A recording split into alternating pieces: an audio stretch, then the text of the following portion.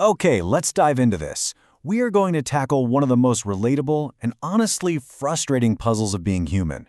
Why is it that we can make these amazing, detailed plans to better ourselves, only to turn right around and do the exact opposite?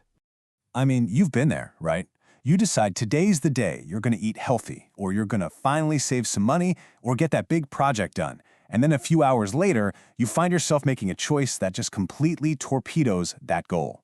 It feels totally irrational, but as we're about to see, it's a deeply, deeply human experience. This is such a classic example. You think you can handle it, you even plan for it, but when the moment actually arrives and the smell of burgers is in the air, you just give in. And listen, this isn't some modern struggle with willpower. This is a problem that has been bugging thinkers for thousands of years. To really get our heads around this, we actually have to go way back, all the way back to ancient Greece, where the great philosophers gave this exact phenomenon a name and even debated whether it was a real thing.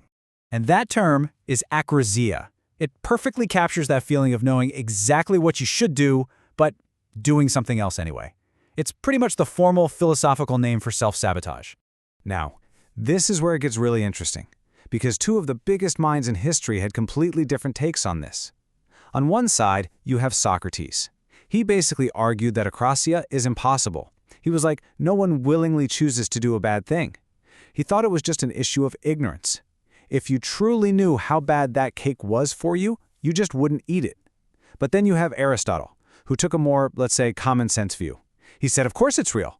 Akrasia is a flat-out battle between our rational mind and our desires. And you know what? Sometimes our desires just win. So, let's jump forward a couple thousand years from ancient philosophy to the cutting-edge science of what's actually happening inside our heads. And it turns out Aristotle was really onto something. Our brains are, quite literally, at war with themselves. This quote from Harvard economist David Leibson just nails it. It perfectly captures the two competing systems that neuroscientists can now actually see light up on fMRI scans. We basically have two different minds, and man, they want very different things. And this is the breakdown. You've got the limbic system, that's our emotional brain. It evolved for one thing, immediate survival. It wants pleasure right now, and it wants to avoid pain right now. The future, it can barely even imagine it. Then you have the prefrontal cortex, our logical brain. That's the planner, the adult in the room. It gets that what we do today will have consequences tomorrow or next year. And these two are in a constant epic tug-of-war for control over what you do next. So, if we have this super smart logical system, why on earth does the impulsive, emotional side win so often? Well, the answer lies in this really weird glitch in our mental math, a quirk in how our brains figure out value over time.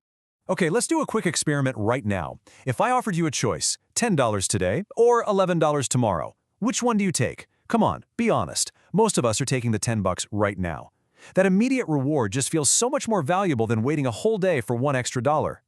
All right, but now look how the choice flips. What if I offered you $10 in 1 year or $11 in 1 year and 1 day? See, almost everyone picks the $11. Suddenly, waiting one extra day for an extra buck seems like a total no-brainer. It's the same one-day wait, but our brain sees it completely differently. This bizarre mental flip-flop is called hyperbolic discounting. It's this predictable, even though it's irrational, bias where the value of something in the future just plummets in our minds the closer we get to the present.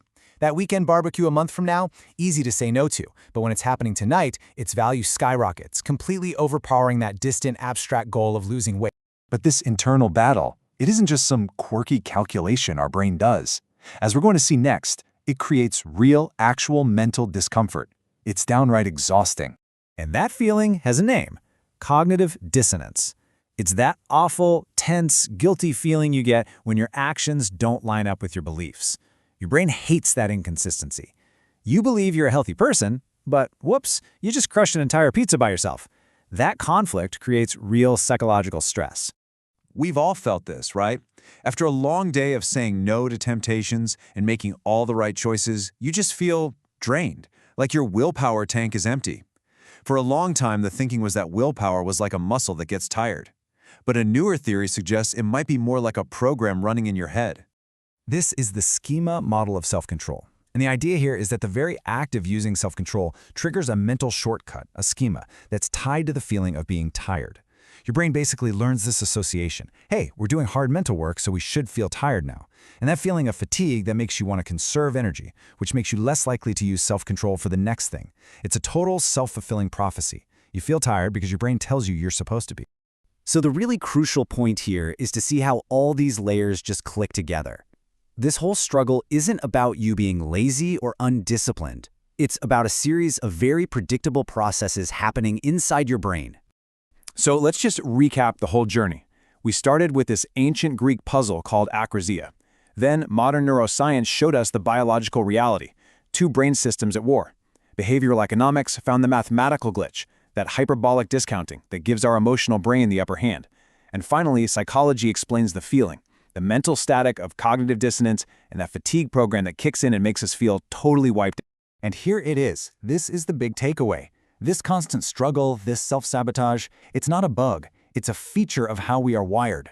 Our brains evolved for a world of immediate dangers and immediate rewards, not for planning our 401k. And understanding that architecture is the absolute first step toward working with your brain, instead of feeling like you're always fighting against it. So, the next time you find yourself reaching for that cookie instead of the apple, or you hit the snooze button instead of going to the gym, just remember this internal battle. It's not just you. It is a conflict that has been raging for millennia, right inside your own head. The real question is, now that you know who the players are, how are you going to approach the game?